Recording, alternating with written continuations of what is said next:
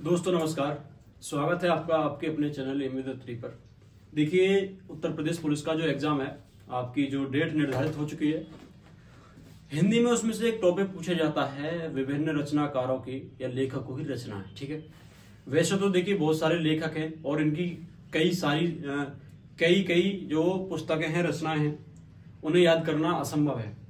लेकिन देखिए, एक बहुत ही नायाब तरीका जो डेवलप किया है इस तरह का। देखिए, मैं आपको बता दूं, एक बार कभी फेसबुक हम चलाते थे तो एक कहानी सुनी थी हमने इस प्रकार के एक लेखक की। ठीक है, उसी से प्रेरित होकर जब मैंने उत्तर प्रदेश पुलिस का कांस्टेबल का एग्जाम दिया था, मैंने सारे के सारे लेखकों को उसी कहानी पर आधारित उसे जो इजी कर दिया याद करने के लिए। ठीक है, तो देखिए आज हम पढ़ेंगे जयशंकर प्रसाद के बारे में। ठीक है, जयशंकर प्रसाद के बारे में। ठीक है, देखिए क्या कहानी है, एक बार कहानी सुनिए।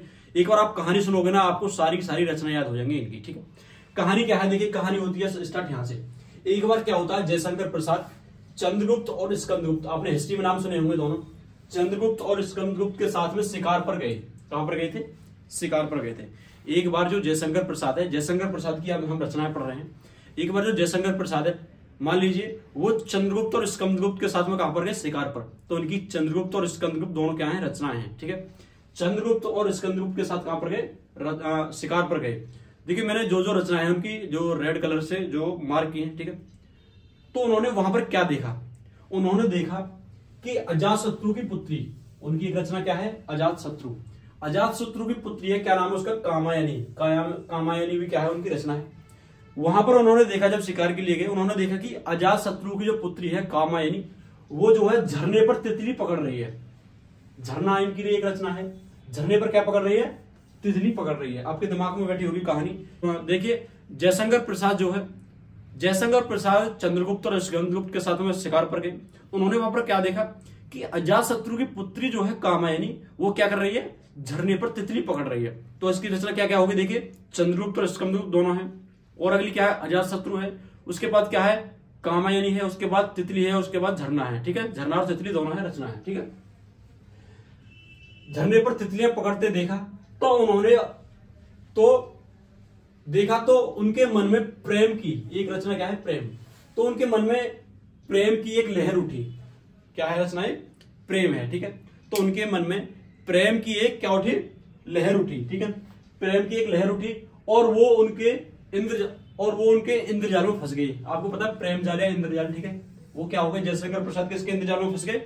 कामायनी के में। जब जयशंकर प्रसाद चंद्रगुप्त और स्कंदगुप्त के साथ में शिकार पर जाते हैं, तो उन्होंने क्या देखा कि अजातशत्रु की जो पुत्री है कामायनी, वो क्या कर रही है? झरने पर तितलियां पकड़ रही है।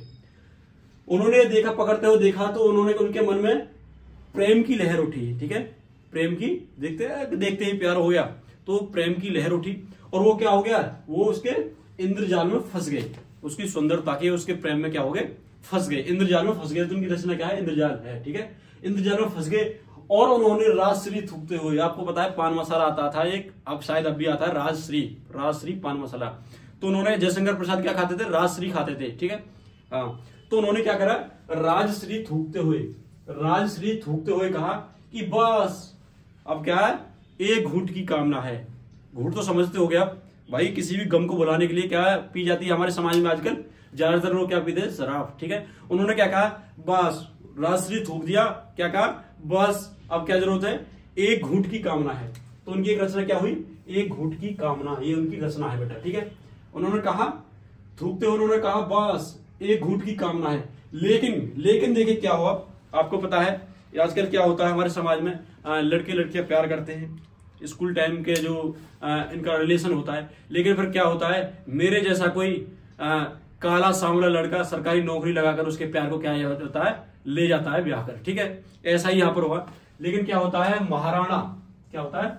महाराणा के कारण उनका प्यार, महाराणा के कारण की रचना, एक महाराणा बेटा, महाराणा के कारण उनका प्यार इरावती की तरह अधूरा रह गया। एक क्वेश्चन देखिए यूपीएससी में पूछा गया था कि जयशंकर प्रसाद का कौन सा जो उपन्यास है या कौन सी रचना है जो कि अधूरी रह गई? ठीक है, इसके समय में ये गुजर गए थे, तो इनका कौन सा बेटा? इरावती इनका क्या है? अधूरा उपन्यास है। ठीक है, महाराणा के कारण उनका प्यार इरावती की तरह क्या रह गया बेटा? अधूरा रह गया। और मानो जब प्यार हो, देखिए अधूरा रह जाता है, आपकी जो लवर है आपकी जो प्रेमिका है उसका यदि शादी कहीं दूसरी जगह रह जाता हो जाती है तो उसका रो रो कर क्या हो जाता है, बुरा हाल हो जाता है ना। तो आगे यही हुआ भाई, अधूरा रह गया। और मानो आंसुओं की एक रचना क्या है, आंसुओं, ठीक है ना, आंसुओं की आंधी, एक रचना आंधी भी है, ठीक है। तो मानो आंसुओं की आंधी आ गई, रो रो कर क्या हो गया, उनका बुरा हाल हो गया, और क्या आ गई, आंसुओं की आंधी। आंसू एक अलग रचना है और आंधी एक अलग रचना है, ठीक है बेटा। अब आगे बढ़ते हैं, क्या हुआ, ठीक है।